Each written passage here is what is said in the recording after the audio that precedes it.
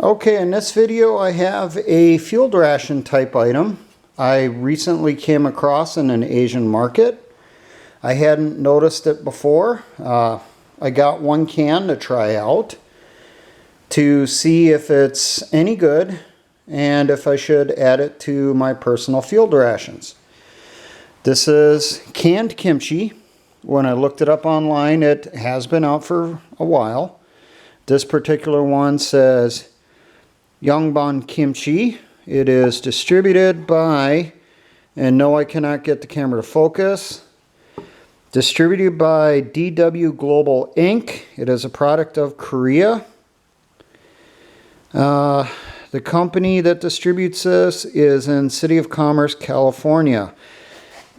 Ingredients is salted Chinese cabbage, Napa cabbage, water, spring onion, red pepper powder, sucrose, which is the sugar, salt, garlic, ginger, and monosodium glutamate, aka MSG, which is what gives it its shelf life, which I'll cover next. The shelf life on this, which is on the lid, which you're probably not going to see, is 2023.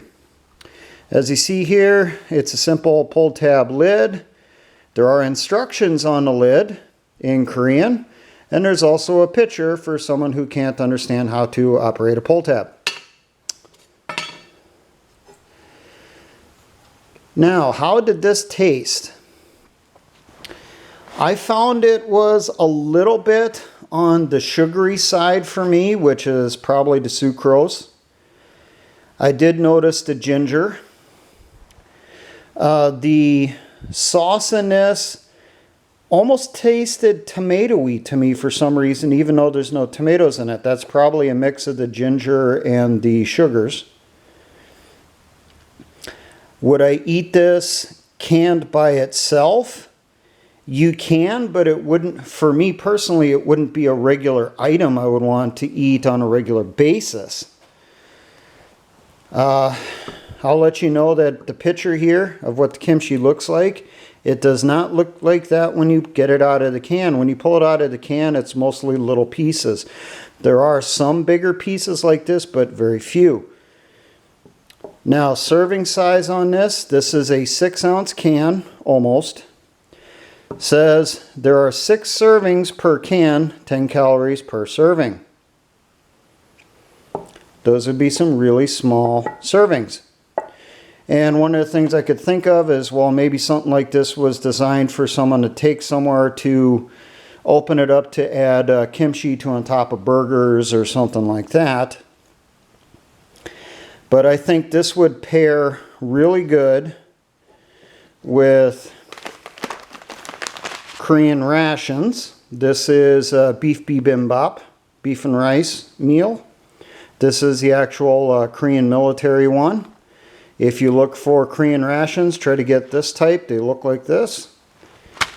They do have civilian camping versions, which look like this. This is also a beef bibimbap. And I'll tell you right now, when I've eaten these, this almost seems to be half the serving of this. I typically got to eat 2 of these to get as full as I do 1 bag of this. But I'm guessing you could probably get away with 1 bag of this and 1 can of kimchi mixed in there. You should have a decent meal. It would also pair pretty good with ramen noodles.